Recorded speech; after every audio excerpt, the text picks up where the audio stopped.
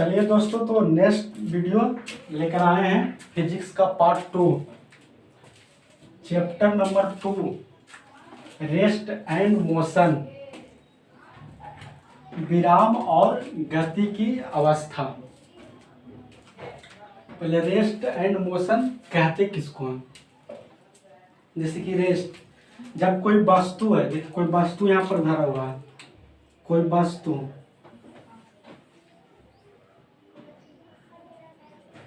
उस समय के साथ नहीं बदलता है तो वह रेस्ट में है, मानिए। जैसे कि जब किसी पिंड या किसी वस्तु की स्थिति किसी निर्दिष्ट बिंदु के सापेक्ष समय के साथ नहीं बदलती है, तब वह पिंड विराम अवस्था में कहलाता है। कोई वस्तु यहाँ है तो यह है, जैसे 1 बजे इसको देखेंगे तो यहीं पर है, 2 बजे देखेंगे तो यहीं पर है, 3 बजे देखेंगे, 4 बजे देखेंगे तो यहीं पर है, तो वस्तु विराम अवस्था में है। ठीक है, तो परिभाषा इसको क्या बोल सकते हैं? जब किसी पिंड की स्थिति किसी निर्दिष्ट बिंदु के सापेक्ष समय के साथ नहीं बदलता, तब उस पिंड या वस्तु को क्या बोल सकते हैं? यह विरामावस्था में है। अब आ जाइए मोशन, गति। गति किसको बोल सकते हैं? जैसे कोई वस्तु को यहाँ देखें, 1 बजे फिर ये वस्तु यहाँ आ जाएगा, फिर यहाँ आ जाएगा, फिर यहाँ आ जाएगा, तो ये गति में ये बढ़ते हैं वस्तु आते हुए। तो जब किसी वस्तु पिंड की स्थिति किसी निर्दिष्ट बिंदु के सापेक्ष समय के साथ बदलती रहती है, तब वह पिंड या वस्तु गतिमान अवस्था में कहलाता है। तो गति, मोशन, रेस्ट एंड मोशन को डेफिनेशन, परिभाषा देख लीजिए। चलिए अब आते गति के प्रकार। गति जो है वो निम्नलिखित प्रकार के होते हैं। गति का प्रकार, नेक्स्ट टॉपिक में आ जाइए, गति का प्रकार। उसमें आ जाइए रैखिक गति। रैखिक गति, जब कोई वस्तु किसी सरल रेखा में गमन करती है तब उसे रैखिक गति कहते हैं। जैसे कि ट्रेन की गति और रैखिक गति में होता है। तो रैखिक गति को डेफिनेशन क्या हो जाएगा? जब कोई वस्तु किसी सरल रेखा में गमन करती है उसे रैखिक गति कहते हैं। एग्जाम्पल में आप देख सकते हैं ट्रेन की गति। एग्जाम्पल में आप ले सकते हैं ट्रेन की गति। एक किसका उदाहरण है? रैखिक गति का उदाहरण है। नेक्स्ट आ जाइए वृत्तीय गति। नेक्स्ट वृत्तीय गति। तो वृत्तीय गति किसको बोलेंगे? जब कोई वस्तु वृत्ताकार पथ पर घूमती रहती है। जब कोई वस्तु जो है वृत्ताकार पथ पर क्या होता है? घूमती है या गमन करती है, तो इसकी गति को वृत्तीय गति कहते हैं। इस सबको एग्जाम्पल याद रखना। एग्जाम्पल पूछता है, जैसे रैखिक गति का एग्जाम्पल देना रहेगा, ट्रेन की गति किसका उदाहरण है? रैखिक गति, वृत्तीय गति या आवर्त गति या दोलनीय गति, ये सब एग्जाम्पल याद रखना है। तो ट्रेन की गति जो रैखिक गति है। वृत्तीय गति का एग्जाम्पल कौन कौन सा है? तो पृथ्वी की गति। पृथ्वी की गति क्या है? ये वृत्तीय गति का उदाहरण है। पृथ्वी अपने अक्ष पर घूमती है।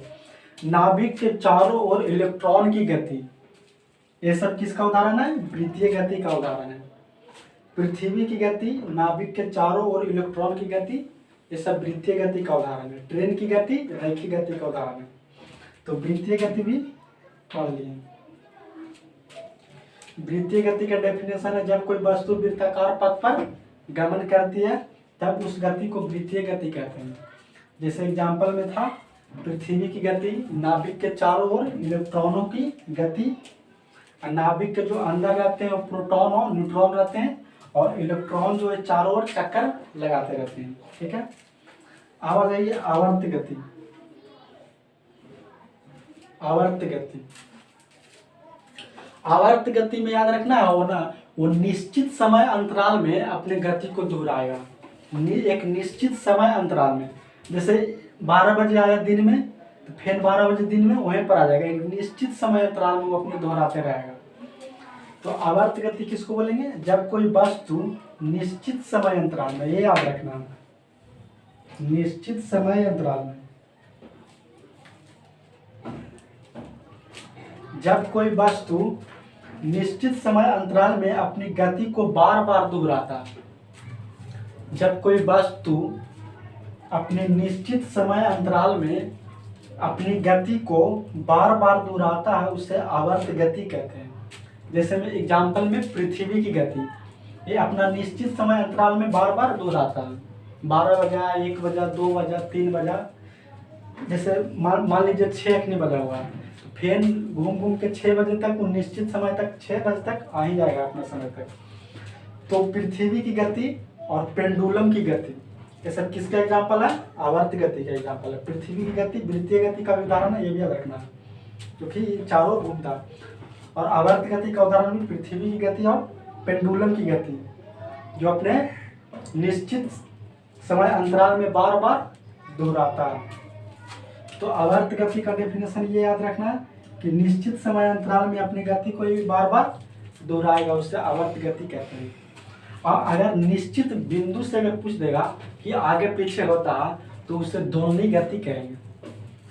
निश्चित समय अंतराल में पूछेगा तो आवर्त गति, और निश्चित बिंदु से पूछेगा तो दोलनी गति हो जाएगा। नेक्स्ट आ जाइए, दोलनी गति। दोलनी गति, जब कोई वस्तु किसी निश्चित बिंदु से आगे पीछे गति करती है, किसी निश्चित समय अंतराल में पूछेगा तो आवर्त गति हो जाएगा, और निश्चित बिंदु से पूछेगा तो क्या हो जाएगा? दोलनी गति हो जाएगा। तो जब कोई वस्तु किसी निश्चित बिंदु के आगे पीछे गति करती है, उसे दोलनी गति कहते हैं। जैसे मैं एग्जांपल में ले लेते हैं, झूले की गति। झूला आप झूले हैं ना, तो एक निश्चित बिंदु से आगे पीछे वो होगा, तो झूले की गति। और पेंडुलम की गति भी इसी का एग्जांपल है, दोलनी गति का एग्जांपल है। तो पेंडुलम की गति आवर्त गति का भी एग्जांपल है और दोलनी गति का एग्जांपल है। तो ये याद रखना, जैसे में दोलनी गति का एग्जांपल। आवर्त गति में याद रखना है निश्चित समय अंतराल में, और दोलनी गति में याद रखना है निश्चित बिंदु से अपनी गति को बार बार दोहराता है, उसे दोलनी गति कहते हैं। जैसे कि झूले की गति, पेंडुलम की गति, ये सब दोलनी गति का एग्जांपल है। चलिए अब आ गए नेक्स्ट पॉइंट, दूरी और विस्थापन पढ़ेंगे। दूरी और विस्थापन, दूरी और विस्थापन। चलिए देखते हैं। किसी वस्तु द्वारा चली गई वास्तविक लंबाई को ही क्या कहते हैं? दूरी कहते हैं। जैसे आप चल रहे हैं इतना इतना इतना, तो वो आपका वास्तविक लंबाई हो जाएगा। तो किसी वस्तु द्वारा चली गई वास्तविक लंबाई को ही दूरी कहते हैं। दूरी जो है सदैव धनात्मक होती है, दूरी ऋणात्मक हो सकता है नहीं। जैसे आप यहाँ पर खड़े हैं, मान लीजिए यहाँ पर खड़े हैं, यहाँ पर यहीं के यहीं खड़े हैं, कहीं इधर नहीं कभी इधर नहीं चले, तो आपका दूरी बढ़ेगा 1 मीटर या 2 मीटर या 3 मीटर। चलेंगे यहाँ से यहाँ तक या यहाँ तक, तभी ना आपको दूरी तय करेंगे। जैसे यहाँ के यहीं खड़े हैं, तो दूरी तो आपको कुछ नहीं है। तो दूरी जो है शून्य है, यहाँ पर खड़ा है तो दूरी कुछ नहीं है, शून्य भी नहीं है, कुछ नहीं है। यहाँ से जब आगे बढ़िएगा तब आपको दूरी 1 मीटर, 2 मीटर, 3 मीटर, 4 मीटर ऐसे होगा। तो दूरी जो है सदैव क्या होती है? धनात्मक होती है। दूरी हमेशा सदैव धनात्मक होती है। दूरी का डेफिनेशन क्या बोलेंगे? जब किसी वस्तु द्वारा चली गई वास्तविक लंबाई को ही क्या कहते हैं? दूरी कहते हैं। यह सदैव धनात्मक होती है। और दूरी का जो मात्रक है वो मीटर है, इसको मीटर में मापते हैं। दूरी का मात्रक क्या है? मीटर है। और दूरी जो है वो एक प्रकार का अदिश राशि है। जैसे में आपको बोल देगा कि 5 किलोमीटर दूरी, 5 किलोमीटर दूरी, यहाँ से 5 किलोमीटर दूरी आपको जाना है। कहाँ जाना है ये नहीं बताया, सीधे बोल दिया कि यहाँ से आपको 5 किलोमीटर दूरी आपको जाना है। तो 5 किलोमीटर दूरी किधर जाना है? पूरब जाना है, पश्चिम जाना है, या उत्तर जाना है, या दक्षिण जाना है। तो बताएंगे ना कि 5 किलोमीटर आपको दक्षिण जाना है, तो दिशा नहीं बता रहा है। इसीलिए दूरी के पास केवल परिमाण है, दिशा नहीं है। इसीलिए दूरी क्या है, एक अदिश राशि है। ठीक है, अगर दिशा भी बता देगा तो सदिश हो जाएगा। तो दूरी एक प्रकार का क्या है, अदिश राशि है। दूरी का मात्रक क्या होता है, मीटर होता है, और दूरी एक अदिश राशि है। ठीक है, चलिए अब आ गए विस्थापन। विस्थापन विस्थापन जो है ना, प्रारंभिक और अंतिम स्थितियों के बीच की सबसे न्यूनतम दूरी को ही विस्थापन कहते हैं। जैसे आपको समझ में नहीं आया होगा, जैसे विस्थापन जो है प्रारंभिक और अंतिम स्थितियों के बीच की वह न्यूनतम दूरी को ही विस्थापन कहते हैं। जैसे में आप यहाँ से चलिए, पूरा बिजली बाजार, पूरा रोड पर देवी स्थान वहाँ होते आइए, वो हो गया आपका दूरी हो गया। आप वहाँ से जो शॉर्टकट रास्ते आप मारेंगे ना, वो आपको विस्थापन हो जाएगा। तो दूरी और विस्थापन में यही अंतर है, वह न्यूनतम दूरी प्रारंभिक और अंतिम को, जैसे यहाँ से ऐसे ऐसे गए हैं आप, यहाँ पर जगह भी नहीं की बताया। चलिए परिभाषा याद रखिए फिर बताएंगे। तो विस्थापन किसी वस्तु की प्रारंभिक और अंतिम स्थितियों के बीच सबसे न्यूनतम दूरी को ही क्या कहते हैं, विस्थापन कहते हैं। विस्थापन जो है तो धनात्मक, ऋणात्मक और हो सकता है। जैसे कोई वृत्ताकार पथ पर आप घूम रहे हैं, जैसे यहाँ पर आप घूम रहे हैं, यहाँ से आप दूरी पूरा तय किए, फिर यहीं पर आ गए हैं, ऐसे घूम रहे हैं, फिर यहीं पर रुक गए, तो आपको दूरी तो होगा लेकिन विस्थापन क्या हो जाएगा, शून्य हो जाएगा। जैसे मैं एग्जांपल में ले लीजिए, आप यहाँ से टहलते जाइए, पूरा गोनामा रोड हरनौत से पूरा टहलते आइए, पूरा एकदम टहलते आइए, आते फिर यहीं पर आके रुक जाइए, तो आपको दूरी तो नाप लिए लेकिन विस्थापन आपको शून्य हो जाएगा। काहे कि यहीं से स्टार्ट किए थे और यहीं आकर रुक गए, तो विस्थापन क्या हो जाएगा, आपको शून्य हो जाएगा। ठीक है, तो विस्थापन जो है यह धनात्मक, ऋणात्मक और शून्य भी हो सकता है। इसका भी ऐसा ही मात्रक मीटर होता है। और विस्थापन जो है वो सदिश राशि है। विस्थापन क्या है, एक प्रकार का सदिश राशि है। ठीक है, चलिए आप नेक्स्ट आ जाइए, चाल, स्पीड। चाल बराबर आप सब पढ़े होंगे, बचपन से ही पढ़े होंगे कि चाल बराबर जो होता है दूरी बटे समय है। दूरी बटे समय की मतलब कि कितना समय में कितना चाल आप दूरी तय कर रहे हैं। चाल बराबर दूरी बटे समय, लेकिन कितना समय में आप कितना दूरी तय कर रहे हैं, वही आपको चाल हो जाएगा। ठीक है, इससे चाल बराबर दूरी बटे समय, तो इसको परिभाषा में बोल सकते हैं कि प्रति इकाई समय में तय की गई कुल दूरी को ही चाल कहते हैं। इससे चाल बराबर होता है दूरी बटा समय। यहाँ जगह भी नहीं है कि लिख सकते हैं, अच्छा यहाँ पर लिखते हैं। चाल जो है ना, इसको लिखेंगे दूरी बटा समय। ठीक है, चाल बराबर दूरी बटा समय होता है। तो इसको परिभाषा में बोल सकते हैं कि प्रति इकाई समय में तय की गई दूरी को ही क्या कहते हैं, चाल कहते हैं। और दूरी का एसआई मात्रक जो होता है वो मीटर पर सेकेंड होता है। जैसे कि ये दूरी को क्या मापते हैं, मीटर में, तो इसको मीटर लिख सकते हैं, मीटर। समय को सेकेंड में, तो ये पर सेकेंड, तो मीटर पर सेकेंड हो जाएगा। तो चाल का एसआई मात्रक क्या हो जाएगा, मीटर पर सेकेंड होता है। ठीक है, तो चाल बराबर दूरी बटा समय हो जाएगा। ठीक है, नेक्स्ट आ जाए वेलोसिटी, वेग। नेक्स्ट पॉइंट वेग आ जाए। वेग बराबर होता है विस्थापन बटा समय। वेग बराबर विस्थापन बटा समय होता है। ठीक है, तो किसी पिंड या निकाय के द्वारा प्रति इकाई समय में 1 सेकेंड में तय की गई विस्थापन को ही उस वस्तु का क्या कहते हैं, वेग कहते हैं। ये याद रखना है ना कि वेग बराबर जो होता है वो विस्थापन बटा समय होता है। यहाँ पर लिख देते हैं, विस्थापन ऊपर लिखा हुआ है ना, विस्थापन बटा आप समय यहाँ पर लिख लो ऐसे, समय। तो प्रति इकाई समय में तय की गई विस्थापन को क्या कहते हैं, वेग कहते हैं। और विस्थापन बटा समय, वेग बराबर विस्थापन बटा समय। ठीक है, इसका भी मात्रक कैसे होता है, मीटर पर सेकेंड होता है। चाल का भी मीटर पर सेकेंड और वेग का भी मीटर पर सेकेंड। अब आ जाइए बल, नेक्स्ट पॉइंट आ जाइए बल। बल आ जाइए, बल फोर्स कहते हैं किसको, फोर्स कहते हैं किसको।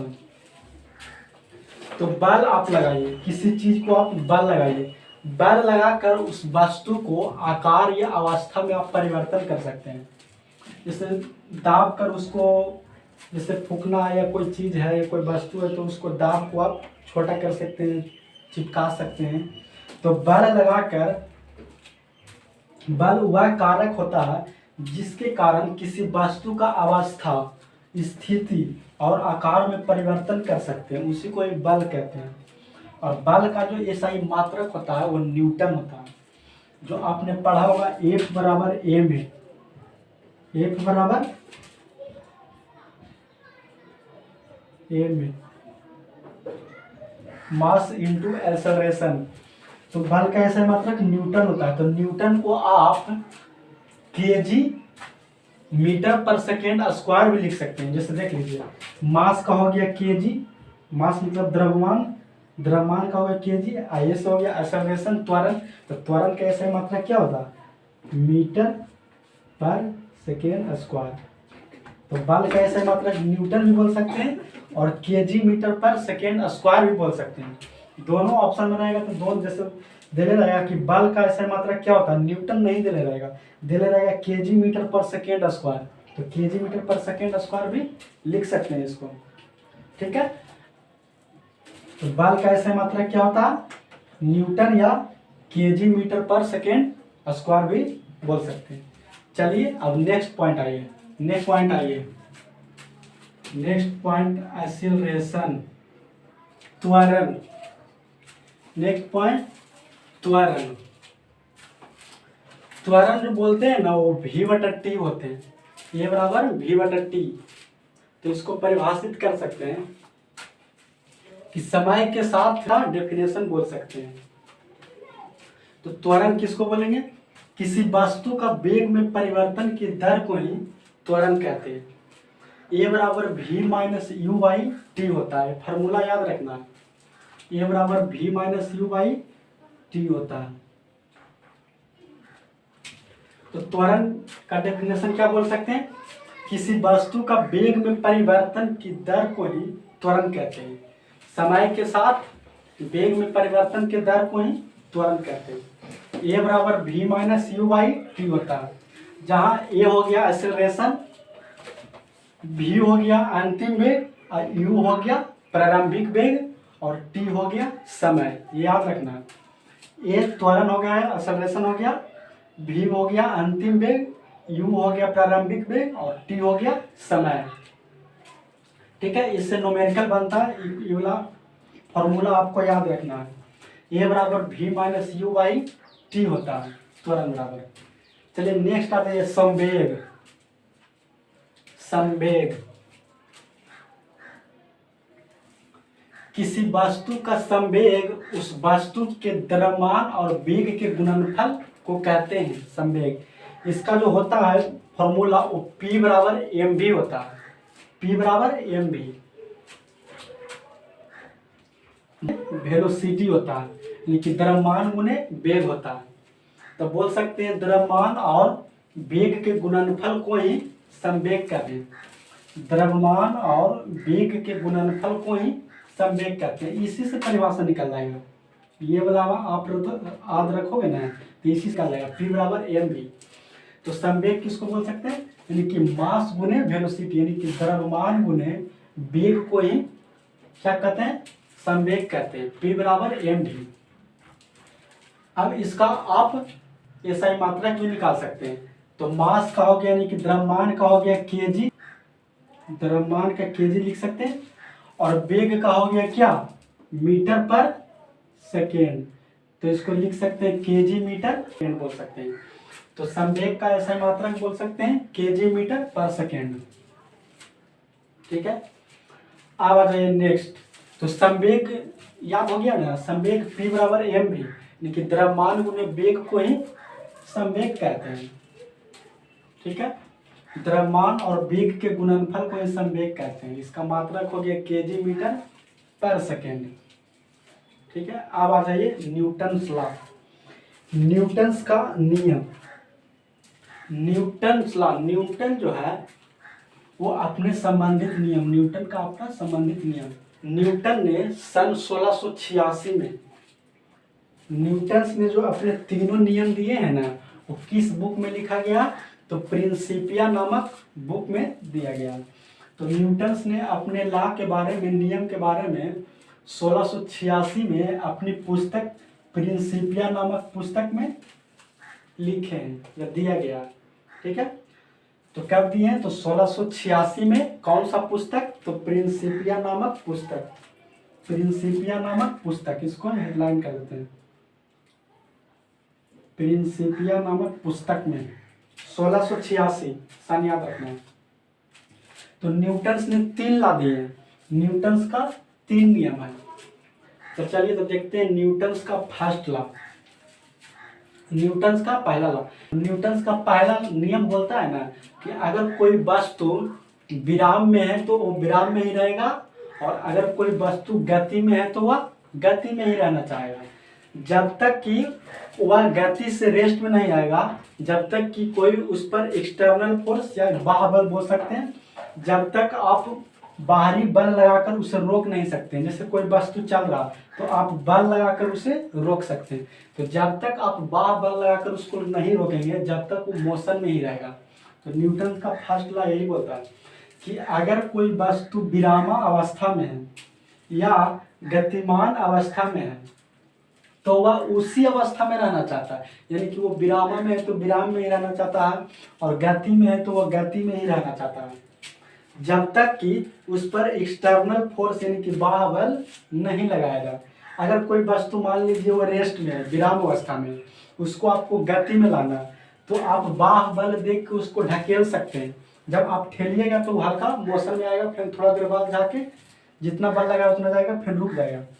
ठीक है, तो जब तक आप बाह्य बल नहीं लगाएंगे वस्तु रेस्ट से मोशन में आएगा नहीं आएगा। तो न्यूटन का फर्स्ट लॉ यही कहता है कि जब कोई वस्तु अपने विरामावस्था में है तो उसी अवस्था में रहना चाहता है, और गति अवस्था में है तो गति अवस्था में रहना चाहता है। ये न्यूटन का फर्स्ट लॉ है। और न्यूटन के फर्स्ट लॉ को जड़त्व का नियम, ये याद रखना है, जड़त्व का नियम, ये पेपर में पूछा है बहुत बार कि न्यूटन्स के किस नियम को जड़त्व का भी नियम कहते हैं? तो फर्स्ट लॉ है, और इसी को लॉ ऑफ इनर्शिया भी कहते हैं, इसी को लॉ ऑफ इनर्शिया। तो लॉ ऑफ इनर्शिया कहते हैं किसको? तो वही जो रेस्ट में है वो रेस्ट में रहना चाहता है, जो मोशन में है वो मोशन में ही रहना चाहता है, इसी को लॉ ऑफ इनर्शिया कहते हैं। तो ये याद रखना कि जड़त्व का नियम न्यूटन के किस लॉ को बोलते हैं? तो फर्स्ट लॉ को बोलते हैं। इससे भी ज़्यादा बार पेपर में ये वाला पूछा, ये वाला लाइन कि न्यूटन को फर्स्ट नियम से ही बल का परिभाषा मिलता है। ये याद रखना है कि न्यूटन को फर्स्ट लॉ से ही क्या मिलता है? तो बल का परिभाषा मिलता है।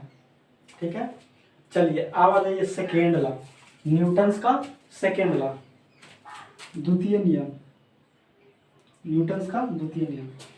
द्वितीय नियम बोलता है ना कि जब किसी वस्तु पर आरोपित बल, जब किसी वस्तु पर आरोपित बल उस वस्तु के द्रव्यमान और बल की दिशा में उत्पन्न त्वरण के गुणनफल के बराबर होता है, उसी को न्यूटन का सेकेंड लॉ कहते हैं। एग्जाम्पल जैसे में देखिए, एफ बराबर एम ए, फोर्स बराबर एम ए, देखिए एफ बराबर एम ए हो गया, यानी कि द्रव्यमान गुने त्वरण हो गया, द्रव्यमान गुने त्वरण। तो देख सकते हैं कि आरोपित बल यानी कि एफ बराबर उस वस्तु का द्रव्यमान यानी कि मास देख लीजिए, और बल की दिशा में उत्पन्न त्वरण ये गुणनफल के बराबर होता है, एफ बराबर एम ए होता है। ठीक है, और इसका सेकेंड लॉ का एग्जाम्पल बहुत बार पूछता है।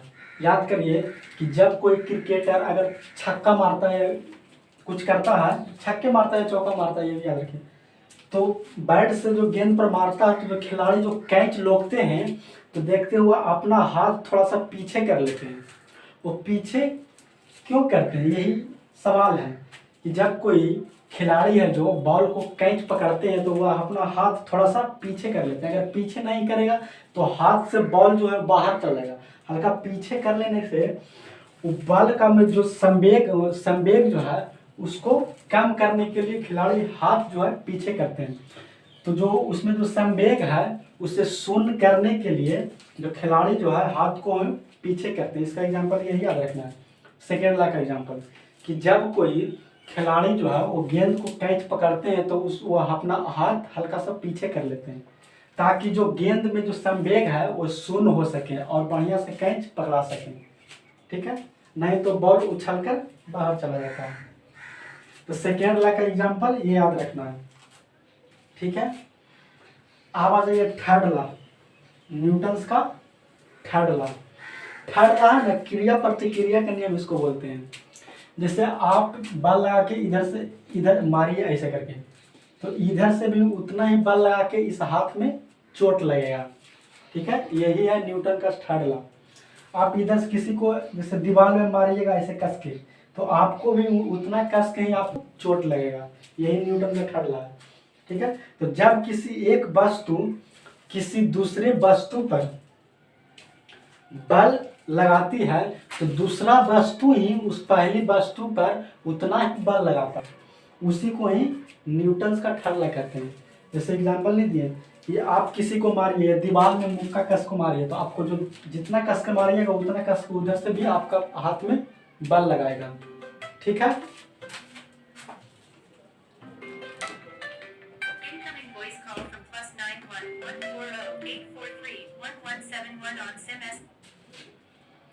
तो न्यूटन्स का थर्ड ला क्या बोलता है? अगर आप किसी वस्तु पर बल लगाते हैं, मान लीजिए 5 न्यूटन का बल लगाए, तो उधर से भी 5 न्यूटन का बल लगाकर आपको मारेगा। जैसे 5 न्यूटन का बल लगा के आप ऐसे मारते हैं बोर्ड पर, तो बोर्ड से ही उतना ही बल लगाकर आपका चोट लगेगा। तो इसको आसान भाषा में ऐसे बोल सकते हैं कि जब किसी एक वस्तु किसी दूसरे वस्तु पर बल लगाती है तो दूसरी वस्तु भी उस पहली वस्तु पर उतना ही बल लगाता है, विपरीत ही उतना ही बल लगाता है। इसी को ही न्यूटन का थर्ड ला कहते हैं। अब इसका एग्जाम्पल याद रखना। इसी को ही बोलते हैं एक्शन रिएक्शन भी कहते हैं। इस प्रक्रिया को ही क्रिया प्रतिक्रिया का नियम भी कहते हैं, एक्शन रिएक्शन भी कहते हैं। थर्ड ला को ही एक्शन रिएक्शन कहते हैं। आप एक्शन किए उधर से भी रिएक्शन किया। ठीक है, तो इसका एग्जाम्पल आप 2-3 को याद रखना है। जैसे में न्यूटन्स का थर्ड ला का एग्जाम्पल आप देख लीजिए। जैसे बंदूक का गोली, जैसे आप बंदूक छोड़ते हैं यहाँ से ऐसे करके, तो बंदूक आप छोड़िएगा ना तो बंदूक भी थोड़ा पीछे की ओर धक्का लगाएगा। ये न्यूटन का थर्ड ला का ही एग्जाम्पल है। जैसे बंदूक का गोली छोड़िएगा तो पीछे हल्का सा धक्का मार के पीछे आगे निकलता है, तो न्यूटन का थर्ड ला का एग्जाम्पल है। जैसे में अंतरिक्ष में जैसे रॉकेट छोड़ रहे हैं, तो रॉकेट धरती पर बल लगाता है, उसके बाद वो ऊपर जाता है, तो नीचे वो बल लगाता है, उसके बाद ऊपर जाता है। तो क्रिया प्रतिक्रिया का नियम है। ठीक है, नेक्स्ट पॉइंट ये आप याद रखिए। जब आप मान लीजिए नदी में नाव पर खड़ा है, नदी में नाव पर खड़ा है, आपको बगल किनारा पर जाना है, तो कस के छलांग मारते हैं। तो जो छलांग मारते हैं ना, तो पैर से आप नाव पर प्रेशर देते हैं, बल लगाकर पटकते हैं नाव पर, तो नाव भी उतना ही बल आप पर लगाता है, तो आप उछलकर किनारे पर जाते हैं। तो नाव से उछलकर बाहर कूदना भी ये न्यूटन का थर्ड ला का एग्जाम्पल है। एग्जाम्पल लिखे ही नहीं है ताकि बोर्ड भर जाता है, इसलिए एग्जाम्पल लिखे हैं। एग्जाम्पल मुँह से ही बता देते हैं ताकि आप लोग याद रख सकते हैं। ठीक है, तो क्रिया प्रतिक्रिया से 3 को याद रखना है। गोली छोड़ते हैं तो गोली हल्का पीछे धक्का देता है, रॉकेट नीचे से ऊपर जाता है, वो थर्ड ला का एग्जाम्पल है। और नाव से आप कूदते हैं तो बल लगाते हैं, उसके बाद आप कूदते हैं, तो ये थर्ड ला न्यूटन के थर्ड ला का ही एग्जाम्पल है। अब न्यूटन द्वारा दिया गया जो मोशन का समीकरण है, इससे फार्मूला बनता है। तो मोशन का जो समीकरण है वो देख लेते हैं। 3 वो समीकरण है, याद रखना है। पहला v बराबर u प्लस AT। इससे पेपर में पूछता है ना समीकरण, न्यूमेरिकल तो पूछवे करता है, लेकिन इससे जो पूछता है ना कि ये बताइए कि v बराबर u प्लस AT जो है वो किसको किसको दर्शाता है, तो यह वेग और समय को दर्शाता है। ये याद रखना कि v बराबर यू प्लस ए टी जो है वो किसको किसको दर्शाता है, तो वेग और समय को दर्शाता है, वेग और समय को। दूसरा एस बराबर U T plus half A T square, इसको बोल सकते हैं एस बराबर U T plus 1/2 A T square, इसको हाफ बोल सकते हैं ए टी स्क्वायर। ये जो है दर्शाता है वो स्थिति और समय को दर्शाता है। तो पहला समीकरण है जो वेग और समय को दर्शाता है, और दूसरा जो है स्थिति और समय को दर्शाता है, एस बराबर U T plus half A T square.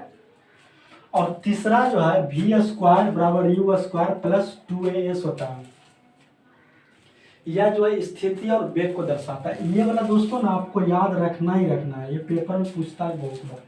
तो ये वाला आपको याद रखना है कि पहला समीकरण v बराबर यू प्लस ए टी किसको किसको दर्शाता है, तो वेग और समय को दर्शाता है। दूसरा एस बराबर U T plus half A T square, ये किसको दर्शाता है, तो स्थिति और समय को दर्शाता है। और तीसरा वी स्क्वायर बराबर यू स्क्वायर प्लस 2as, ये किसको दर्शाता है, तो ये स्थिति और वेग को दर्शाता है। ये याद रखना है, यहाँ से क्वेश्चन आता है। ठीक है, अब आ जाइए आवेग, इम्पल्स इंग्लिश में इसको बोल सकते हैं, आवेग। नेक्स्ट पॉइंट आ जाइए आवेग। आवेग आई बराबर एफ गुने टी होता है, आवेग बराबर एफ गुने टी होता है। ठीक है, तो इसको इसी को देख कर ही आप परिभाषा बोल सकते हैं। ठीक है, तो आवेग बराबर जब कोई बल किसी वस्तु पर थोड़ी समय के लिए कार्य करता है, देख लीजिए आई बराबर एफ गुने टी होता है। तो बोल सकते हैं कि जब कोई बल किसी वस्तु पर थोड़ी समय के लिए कार्य करते हैं या काम करते हैं, तो बल तथा समय के गुणनफल को ही उस वस्तु का आवेग कहा जाता है। आई बराबर एफ गुने टी होता है। आवेग का एसआई मात्रक आप इससे निकाल सकते हैं एफ गुने टी से। तो आवेग बराबर हो जाएगा एफ गुने टी, तो एफ फोर्स हो गया, तो बल का हो गया न्यूटन, टी का हो गया सेकेंड, तो आवेग बराबर न्यूटन सेकेंड होता है। तो आवेग का एसआई मात्रक क्या होता है, न्यूटन सेकेंड होता है। ठीक है, अब इसका एग्जाम्पल देख लीजिए आवेग का दैनिक जीवन में एग्जाम्पल आप देख सकते हैं कि बल्ले द्वारा क्रिकेट के गेंद पर थोड़े समय के लिए, जैसे आप क्रिकेट खेल रहे हैं तो गेंद उधर से फेंकता है तो इधर से बल लगाकर आप मारते हैं, तो बल्ले द्वारा क्रिकेट के गेंद पर थोड़े समय के लिए एक बड़ा बल लगाकर गेंद को क्या करना, दूर भेजना, या आवेग का ही एग्जाम्पल है। दूसरा छड़ी द्वारा पिंग पोंग को गेंद को, छड़ी द्वारा जो पिंग पोंग का गेंद है, गेंद को पाले में भेजना, ये आवेग का ही एग्जाम्पल है। तीसरा हथौड़े द्वारा कील ठोकना, ये आवेग का ही एग्जाम्पल है।